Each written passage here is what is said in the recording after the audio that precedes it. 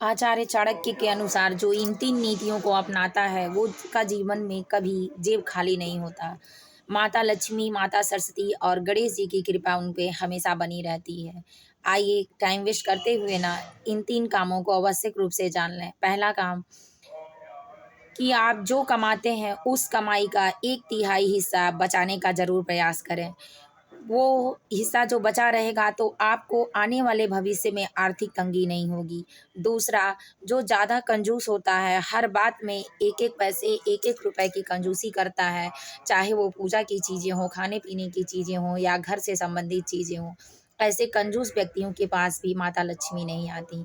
ज़्यादा उसके पास आती हैं जो मेहनत करना, खर्च करना और ज़रूरत की चीज़ें अच्छे तरीके से बिना किसी कंजूसी को पूरा करना और उसमें से थोड़ा बचा हुआ दान दक्षिणा के लिए, गाय कुत्तों के लिए भी निकालता है। तीसरा, बचत ऐसे लोग जो लोग ज़्यादा खर्चालू होते हैं, उनको आर्थिक तंगी का भविष्य में सामना करना पड़ता है। ऐसे आर्थिक तंगी जो होती है वो आपको परेशानियों में डाल देती है। ऐसे लोग हमेशा खर्चालू होते हैं और ज़्यादा खर्च बिना मतलब का बेवजह का खर्च करते रहते हैं, तो उनको परेशानियों का सामना करना पड़ता है। इसलिए जो लोग समय पे समय के हिसाब से काम करते हैं, बिना किसी ज़्यादा बेवकूफ़ी वालों खर्च करके या ऐसा बिल्कुल कंजूसी वाला बचत करके, ये दोनों नियमों को नहीं करना है। ज़रूरत के हिसाब से खर्च करें, खुश रहें और ज़रूरत के हिसाब से ही बचत भी करें।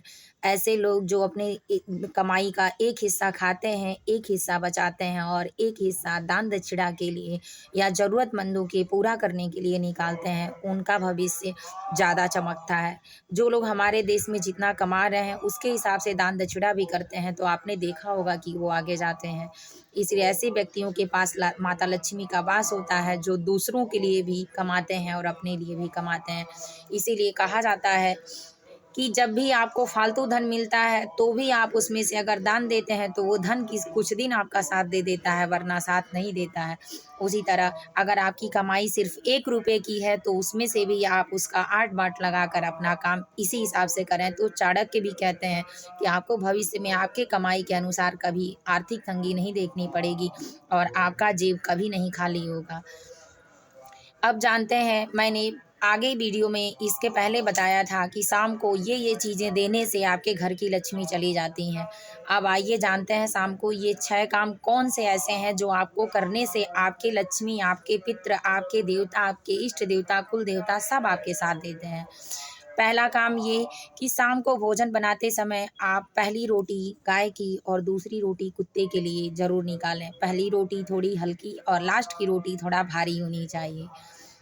दूसरा काम ये है कि आप जब शाम को खाना खा लें, तो किचन बिल्कुल खाली मत करें। एक रोटी, सब्ज़ी या जो चीज़ें आप बनाते हैं, उसके हिसाब से 1 गिलास पानी और साफ-सुथरे बर्तन में थोड़ा रख कर भगवान के नाम से, अग्नि देवता के नाम से तो आप पहले रखते ही हैं, लेकिन बाद में भी किचन खाली ना हो, भरा-पूरा समृद्धि और माता अन्नपूर्णा का वास रहे।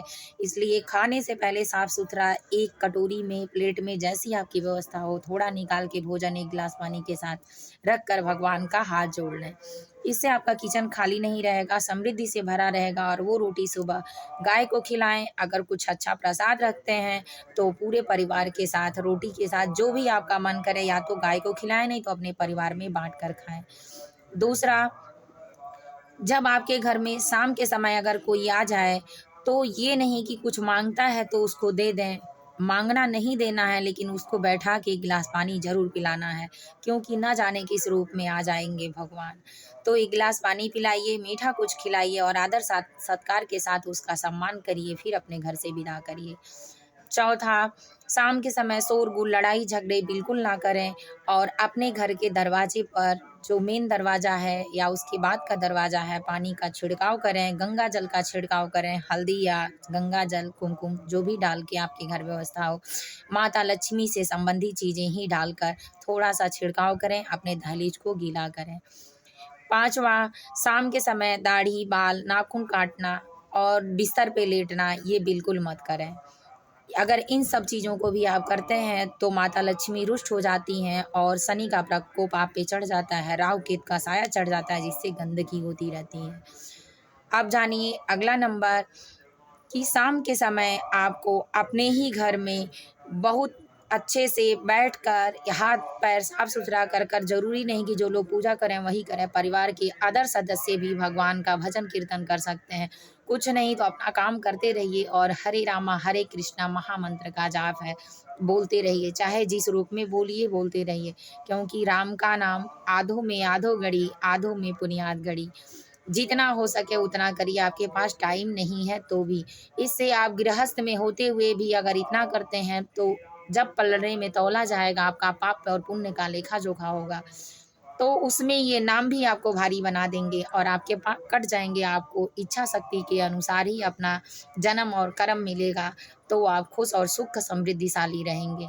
ऐसे नियमों को करते रहें और अपने परिवार में बिल्कुल सामंजस्य बना के रखें। नए साल के प्रथम दिन पर आप सभी लोगों को अच्छे से भगवान खुशहाल और सुखी संपन्न रखें और इन नियमों के द्वारा सन 2024 में आप सुखी और समृद्ध धन संपत्ति से भरे रहें। जय माता जी, हर हर महादेव।